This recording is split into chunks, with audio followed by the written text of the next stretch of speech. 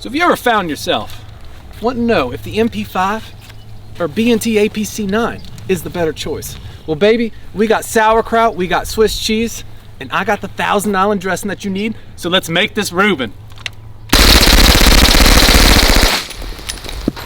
Yahoo!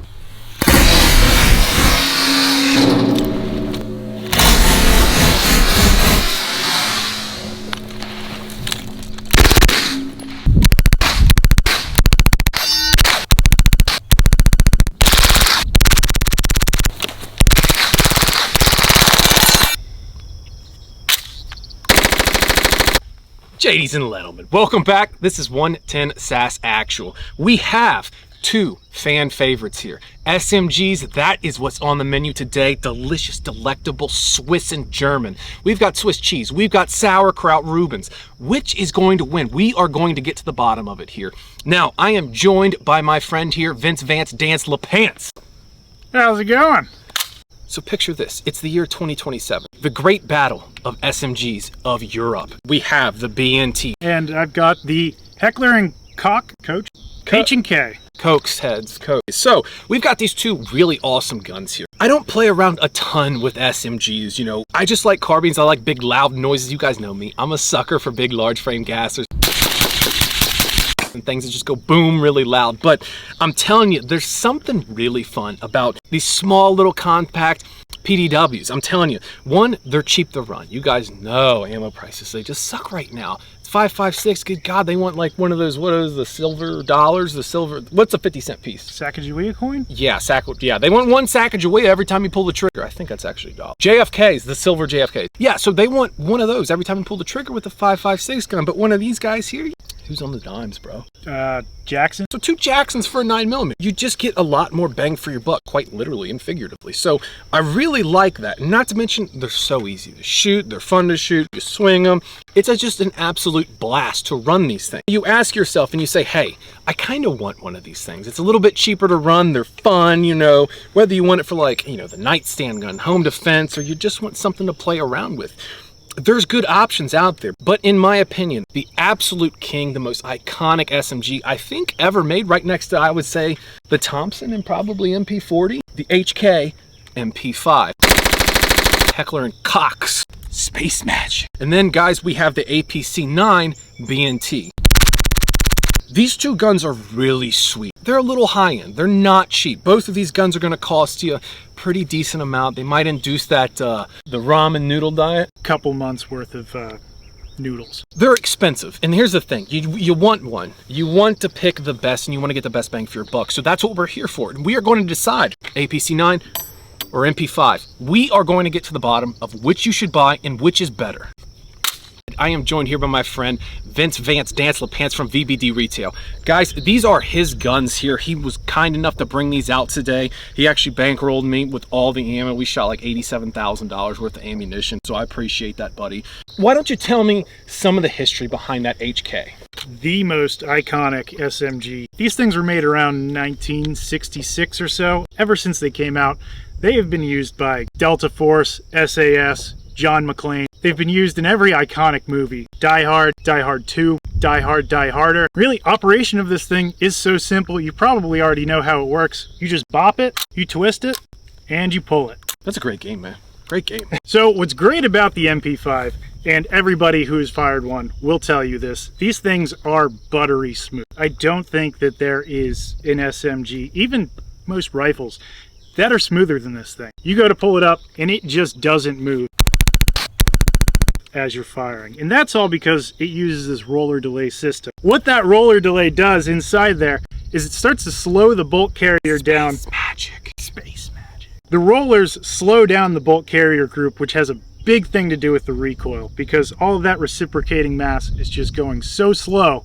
the gun doesn't have all that energy to bounce up on. But it comes with some of its own problems. Because of that bolt carrier group going so slow, these things do not like to run when they're dirty. I am constantly cleaning this thing every time we take it out. What is really great about this gun is just parts availability. These things have been around forever, and really not much has changed about them. So if you end up getting one, you never have to worry about, how am I going to replace this? how am I going to fix this? If you need a new bolt carrier group, new extractor spring, ejector spring, magazines, you can find them absolutely anywhere. So let's talk about pros and cons with this gun in general. While it's super cool and it's super iconic, there's some big downsides to it. Outside of the reliability when it gets dirty, the ergonomics are still stuck in the 60s. Most humans can't reach this magwell button. So every time you go to shoot it, you have to actually strip the magazine out to fit another magazine in, which comes to another point,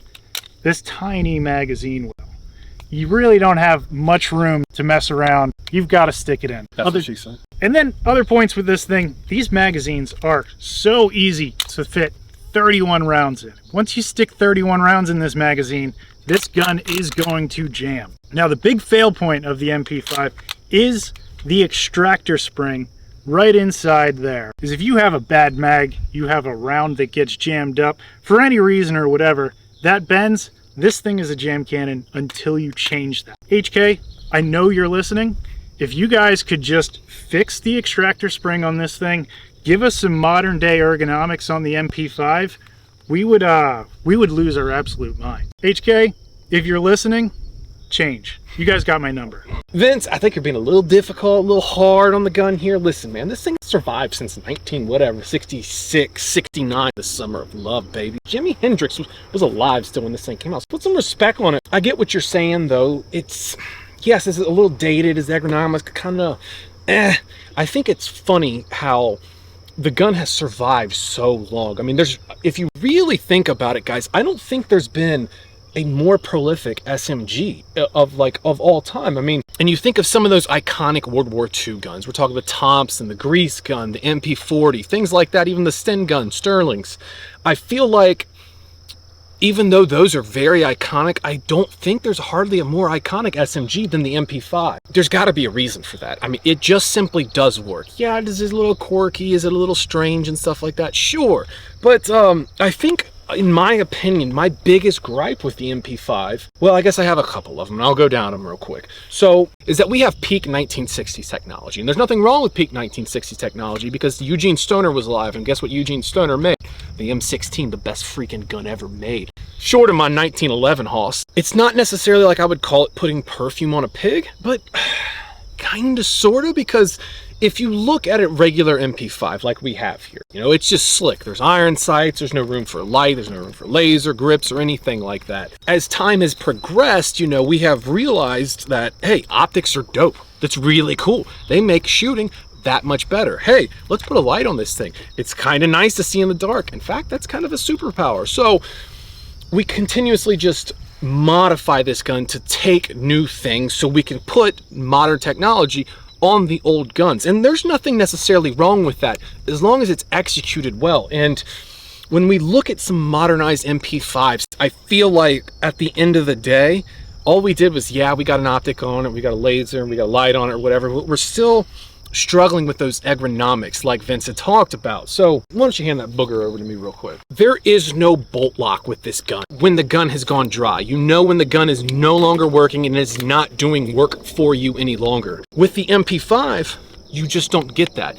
And it's a little frustrating because when I'm shooting, and let's just say for a pistol, for instance, you know exactly when that gun has gone dry. One, you felt the recoil, but also you can see it. It's right in your face. This gun doesn't look like it normally does. The slide's locked to the rear. This is a crazy looking gun. Oh, that's because I need to feed it. Let's give me some food, baby. I'm hungry, it says. That's cool. We like that. It's a reminder, it's a ding, it's your cell phone, it's your alarm clock in the morning saying, hey, feed me, bro. Same thing with an AR. Bolt lock to the rear when you are empty. You feel that. You can feel that recoil impulse change. The problem with the MP5, in my opinion, is that you don't get the bolt lock to the rear. And you kind of just shoot and ride the lightning until it's like, whoa, why am I not working here? And then you kind of have to assess your situation. Now, you think that you've got a unloaded weapon here because you are dry. You've got a completely dry gun. Yeah, it's probably not malfunctioned on you, but there's a possibility. So bolts to the front.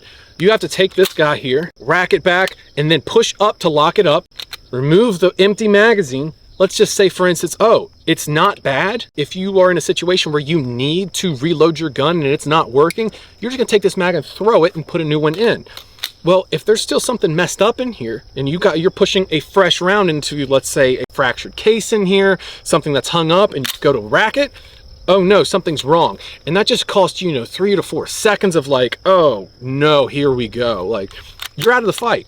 That's not typically the issue here. You strip, you're empty, rack it to the rear, put your fresh one in, give it that beautiful bop it little slap, and you're ready to go.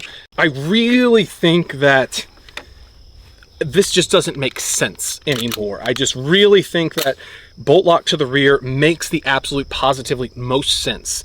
And I think that's probably my biggest problem with it. Second problem I have, guys, is this guy right here, this magazine. It's very similar to an AK, if you will. You got to take a guy. Now you can just push it straight in here. You don't have to do like the rock and lock kind of thing. You can kind of just, once you get it right there in the groove, you got it. Again, as Vince Vance Dance LaPants from VBD Retail was saying, my hands aren't huge at all. Guys, you aren't going to be reaching this thing without sacrificing good positive control on the grip and the handle of your weapon. So there's no chance. I'm half an inch short here, okay? I got to take my hand, push it up and over to get that, and it just doesn't make sense. It's uncomfortable and it compromises too much of your grip. You'd rather have a good positive grip on the gun, push up on this little lever right here, and then you're square. I guess for the 1960s that makes sense and it was really nice, but as of today, it just doesn't make much sense. MP5 though, it's hardly a more iconic weapon. I mean, let's be real here, guys. It's a beautiful gun. I mean, look at this thing. It's just would you just look at it? But that's not to say it isn't better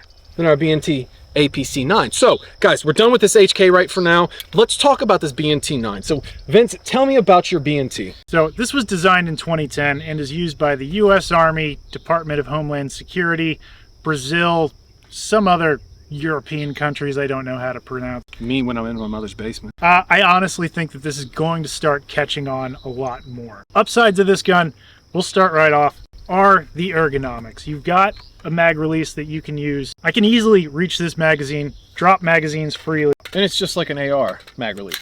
Yes. Very similar. It looks dead on to anything AR ergonomics, right? Yeah. I mean, you've got your mag release right here. You've got your bolt lock. You have the standard thumb switch, safety. Everything feels like an AR. The only difference that you're really getting is your charging handle up here in the front on the side. Just like a SCAR. It's just like a SCAR, and it also kind of has an ode to the MP5 where you reach forward, hit that charging handle. So what you're saying is at the end of every mag, when it goes dry, the gun's completely empty, it's no longer working. What it's doing is it's locking to the rear, and then you can actually just push down and just drop that bolt once you put the new mag in? Yeah, you can either hit the button, which is ambidextrous on either side for right-handed and wrong-handed people, or if you want to be a weirdo, you can grab one of these charging handles, pull it back, and it's going to send your bolt forward. Yeah, but which looks cooler? Looking cool would probably be dropping the bolt and getting the gun up faster.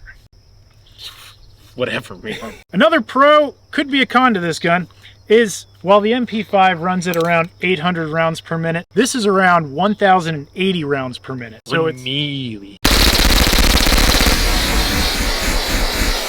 Which makes this gun shoot a heck of a lot faster, but also makes it a little bit harder to control. I don't know how often that you'd be taking one of these and having to make 100-yard full auto shots, but that's something you can actually really do with the MP5. With the APC, you're kind of peppering a whole area rather than holding it on target. If I'm shooting 100 yards, I'm probably just gonna flip that baby on single shot, right? You would think so, but you also, it's a lot cooler to shoot. If we were to compare these two, you know, you got the buttery smooth MP5, super iconic. You've seen it in every single movie.